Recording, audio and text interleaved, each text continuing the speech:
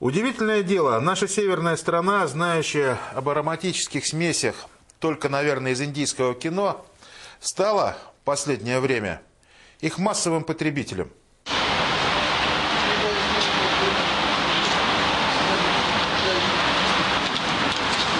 Здрасте, а мне такой спайс продайте. Чек вам нужен, нет? Нет, конечно, какой чек? Какой чек?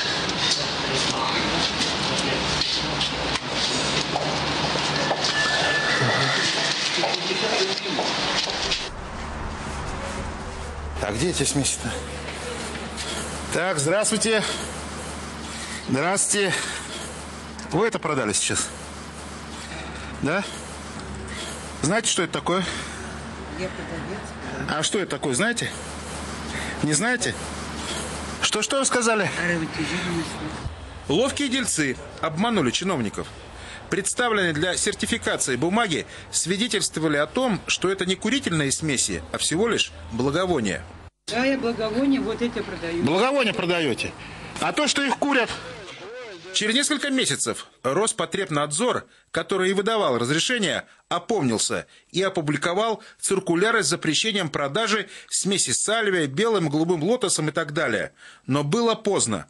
Молодежь плотно подсела на эти курительные смеси или так называемые спайсы. Ты тут куришь обычно? Ну да. План куришь? Да. Так, план. Только поменьше гораздо. Ага. Спасибо. Счастливо. Екатеринбург. Попытка милиции добровольцев из общества «Город без наркотиков» закрыть точку по продаже спайсов. У вас была произведена контрольная закупка наркотических веществ. Тропик. И сдача. И сдача, да? Да. Вы вот ведете наглую такую наркоторговлю вообще, то есть и продаете несовершеннолетним вот это вот. Ребят, я не веду. Подождите, у вас есть дети? Ну, представляете, вы своему ребенку вот это продали, чтобы он покурил и сбросился с 17-го этажа. Ребят, не задавайте мне вопросы, задавайте все вопросы начальству, хорошо? Какому начальству? Продаете вы несете ответственность юридическую, понимаете, а не начальство. Я здесь не работаю. Как не работаете? А что вы здесь делаете за прилавком-то? Вы продали вот только что девушке. Хватит. Что Я хватит? все понимаю, ну... Да когда вам хватит продавать всякую наркоту людям. Не, ну а что, киоск, что, легально же или что? Легально? Да не, наркота уже все. Да? Конечно. Парни, не курите. А вот к соседям много вот таких молодых людей приходит? Вот валом просто, как 8 марта у меня это... Очереди стоят прямо. Сюда подъезжать. А молодежь вот в основном какая? Все молодежь. Вот такого вот. Все молодые, да? Конечно, конечно. Взрослых никого нет. Это разрешение на продажу отравы. Его выдала Федеральная служба по надзору в сфере защиты прав потребителей и благополучия человека. Название службы, согласитесь, выглядит в этом контексте несколько издевательски. Вы человеку сейчас здесь что-то приобрели? Да, вот эти 4. Есть трубочки. А что за трубочки? Покажите, пожалуйста, для чего они? Это сувениры. Сувениры для того, чтобы, наверное, аромат раскуривать по квартире давайте ходить. Мы будем сейчас пиариться вот так на камеру. Да, будем, а как не будем-то? Ну давайте вот так. Мы... Страна должна знать своих героев. Ничего себе, вы тут травите людей. Ребята, приехали из Самары, да? Самара. А в Самаре вот свободно, да, продается это все? Смотрите. Съездите в Самару, посмотрите, как дела обстоят. Подождите секунду. Роспотребнадзор предупреждает, что курительные смеси, которые продаются в России, очень опасны и могут навсегда изменить личность человека. А не употребляете вот эти смеси ароматические, вот это как? Нет? Смеси вы Вообще не знаете, да, что такое? Первый раз слышим. Понятно. Они уже запрещены в Великобритании, Франции, Швейцарии, Австрии и многих других странах Западной Европы. Еще 25 декабря 2008 года немецкая фармакологическая компания провела исследование курительных смесей. И вот что выяснила. В них был обнаружен каннабиоид GWH-018. По-русски синтетический аналог каннабиса, то есть марихуаны. Мы выяснили, что разработан этот синтетический компонент марихуаны был в научной лаборатории университета Клемсон, США, химиком Джоном Хаффманом. Он назвал это вещество инициалами своего имени. Производит этот синтетический каннабис в Китае. Затем он попадает в Ирландию, в компанию «Психоделик». А уже оттуда распространяется по всему миру. Мы позвонили господину Джону Хаффману. Профессор, я посмотрел веб-сайт вашего университета и нашел, что каннабис был основной целью ваших исследований. Это так? Да, моя цель в том, чтобы просто создать компоненты, которые действуют подобно биологическому каннабису. Профессор, ваши коллеги в США, которые исследовали подобные препараты, и ваш в том числе, нашли, что он действует в 5 раз сильнее и активнее, чем природная марихуана. Так ли это? Это верно. Профессор Джон, знаете ли вы, как люди используют это вещество? Что они с ним делают? О, а что они делают? Они смешивают его с травами и другими веществами и курят. И какой результат этого курения? Такой же, как при курении каннабиса, марихуаны, но только сильнее. Профессор, слушая вас, мне кажется, что вы мало что слышали и мало что знаете о жертвах этого курения. Нет, я слышал много об этом. Недавно я получил письмо из агентства по борьбе с наркотиками. Я слышал о том, что его употребляют в армии Соединенных Штатов и в германских военно-воздушных силах. Мне известно, что его употребляют самые разные люди. Москва. Обычный панельный дом недалеко от Останкино. Обычная семья. Мать, бабушка, сын, дочь. Эту девочку звали Аня, ей было всего 16 лет. Фотографировала, талантливо рисовала, любила с друзьями забраться на крышу и помечтать. А вот такие подарки ребятам делала всегда. Или футболка, или что-то. Она вот расписывала в футболке, там день рождения, она вот расписывает вот такие вещи. Вот она из ничего умела сделать что-то. Старенькие какие-то сумки. А вот так. Вот так мы сделали. Вот так.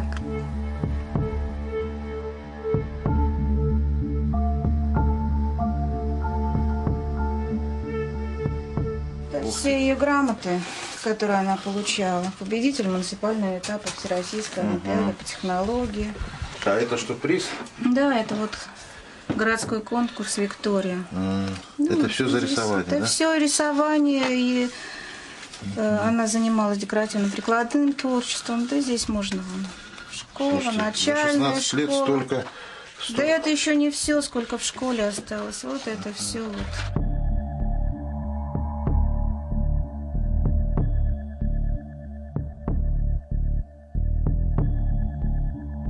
Они любили ходить по крышам. У нее было любимое место где-то на 22-этажке. Они там занимались граффити. И вот эта фотография нам тоже очень нравилась. То есть она должна была взмахнуть головой, и волосы должны были разлететься. Я говорю, Ань, ну так высоко. И вдруг она набрала на клавиатуре и сделала вот эту вот надпись. Я не знаю, у меня все замерло почему-то внутри, вот что такое жизнеутверждающее «я есть». В тот трагический день некий молодой человек на стадионе предложил Ане выкурить трубочку с курительной смесью. Она бежала по улице. Соседка из соседнего подъезда видела. Она бежала по улице и кричала от страха. Ваша дочка погибла именно от этих вот смесей курительных? Да, да. Вот смотрите, здесь написано.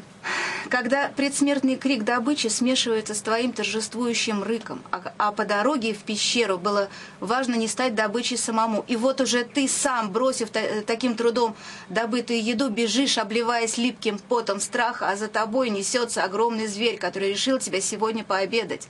Вот я так полагаю, что за ней действительно гнался, наверное, вот этот зверь. Ребенок прибежал домой. Здесь была только 78-летняя бабушка, которая даже не поняла, в чем дело. Звонит в дверь. Вот так прям бьет по звонку. Открыла дверь. Бабушка, мне плохо. Держи меня за руку. Я ее держу.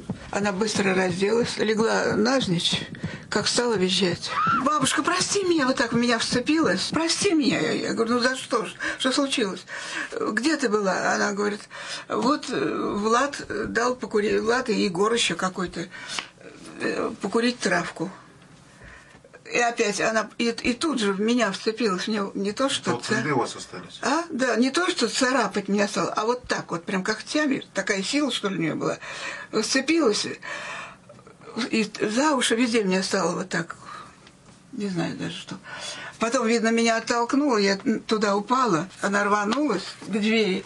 Вот это зеркало стало вот так отрывать сперва. Вот так. Зеркало стало открывать? Ну, она думала, это дверь видно. Вот так вот, вот так. А потом, видишь, что нет, к двери, и туда и рванула, и все. Она побежала по лестнице, я побежала за ней. Ну, я-то медленнее, она, смотрю, бегу. Где-то сидит, не знаю где даже, какой этаж, но уже высоко. Сидит на лесенке. И я, Аня! А потом девочка вырвалась, побежала по лестнице наверх и выпрыгнула из окна 10-го этажа. Упала на этот козырек. Жизнь кончилась.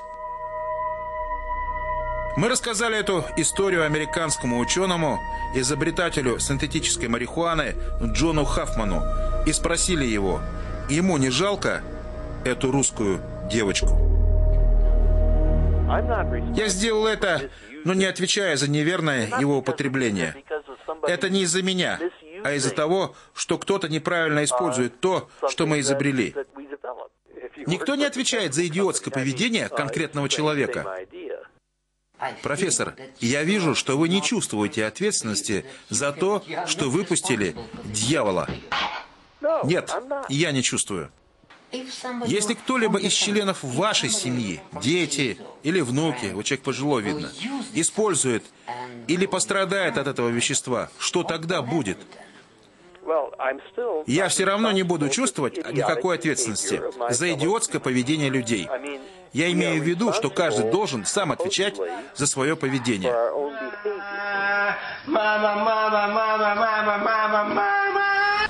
Но вернемся в Екатеринбург. Здесь уже много лет ведет войну с наркотиками общественная организация «Город без наркотиков». Они пытаются закрывать точки по продаже этих смесей. Но что они могут сделать, когда существует столько лазеек в законодательстве? Наркотики употребляешь? Употребляю, скрывать не буду. Как давно употребляешь? Последний раз употреблял вчера. Что? Последний раз употреблял вчера. Вчера? А сегодня употреблял? Нет, сегодня еще нет. Казань. Наши корреспонденты сняли чудовищные кадры. Всмотритесь только, абсолютно любой человек может купить, по сути дела, наркотик в автомате, на улице, в подземном переходе, в центре города. Что лучше, это что ли или это? Не знаю, вот сразу тебе говорю, вот здесь, вот это черное, это вот это добавлено, вот это спайс. Спайс считается запрещен. Вот я сейчас сам взял. Ну, возьми вот это, попробуйте. И, значит, покажешь мне завтра. Красненький вот этот, да? Да. Сначала выбираешь, потом суешь. Я быстро приехал, мне парни говорят, да, возьмем, дурачок, где? Говорят. Здесь после 8 просто откроется. Ларечка, да? Три ларька, ты что? Вот видишь вот это тут? Аром Magic написано. Ну ладно, посмотрим. Значит, здесь после 8, да, говоришь? Здесь всегда здесь 12, но там тоже сейчас до сих пор работает. Там есть ну там на 250 начинают. Госнаркоконтроль на все обращения народа с требованием запретить отраву разводит руками. Данные вещества в республику начали поступать с 2007 года. Это Казань, Челны, Елабуг, Нижнекамск. Но они поступали не как курительные смеси. Они поступали, значит, как благовония. Мы только столкнулись с большим объемом, так сказать, это с апреля 2009 года, когда пошел большой наплыв данных веществ, и они начали использоваться как курительные. Несмотря на то, что воздействие этих веществ на организм и психику человека изучено не в полном объеме, уже сейчас ясно, что они представляют опасность и являются психоделиками.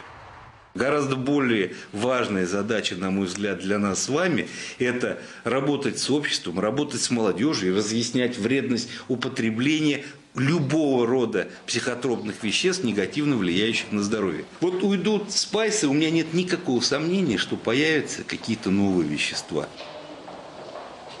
Это самый это базарин. Они не лучше, разве чем вот это? Вот я вчера курил, ну неплохая дрянь. А вот это сильнее? Тихо, тихо, тихо, сядь! Эти курительные смеси обладают энтеогенным действием, дословно с древнегреческого «становление божественным изнутри». Это значит, что человек, покуривший эту дурман траву, может общаться с некими духами или божествами. Москва. Один из подземных переходов.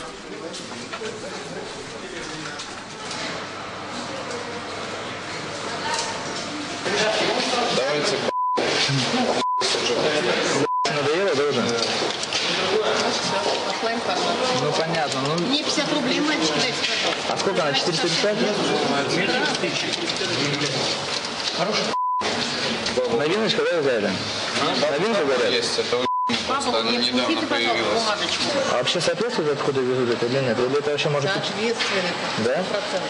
За этот продукт отвечает 100% головой людей. Вот. И, кстати, можно мешать между собой миксы. Мешать между собой. И будет другой эффект. Только туда не туда не надо. Что за эффект? С собой и можно любой мешать. Ну, эффект был какой-то? Конечно, там она получается совсем другая. Можете композиции составлять любые. Вот можете брать от 2-3 там штучки.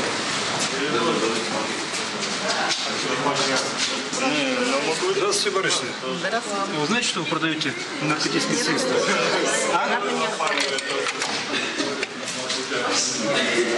Мужики, постойте вы.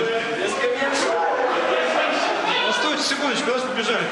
Все знают, что эта трава в пакетиках пропитана синтетическим каннабисом, то есть марихуаной, который запрещен в России. Почему до сих пор не провели экспертизу и не сделали то, что обязаны были сделать в первые годы распространения этой отравы?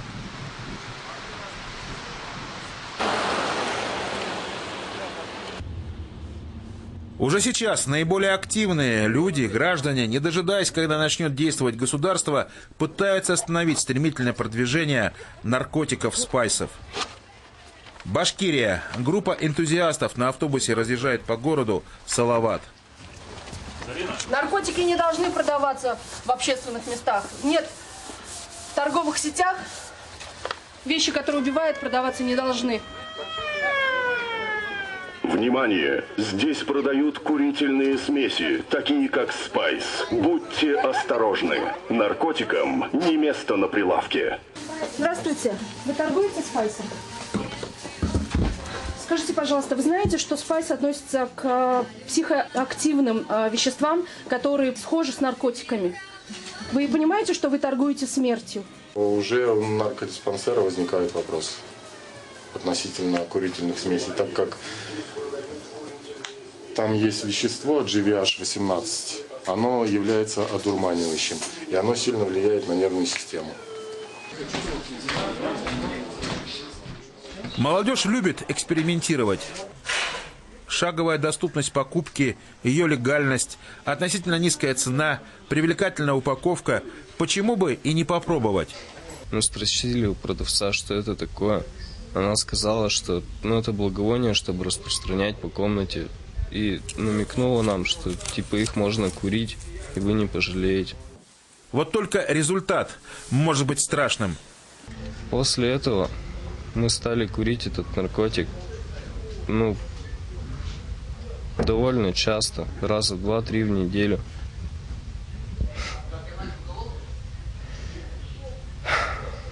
После этого двое из той компании стали употреблять какие-то таблетки. Самое страшное — это именно побочный эффект. Вот именно то, что происходит. Потому что вот именно само состояние, когда начинается вот эта паника непонятная, то есть ты едешь в машине, и ты просто вот специально пристегиваешься ремнем безопасности, потому что появляется состояние, что ты сейчас просто откроешь двери, на ходу вылетишь из машины там куда-нибудь под колеса какого-нибудь автобуса. Потому что ты не знаешь, чего от тебя ждать. И ты не можешь никак это состояние контролировать. И как ты считаешь, это наркотик? Да, конечно.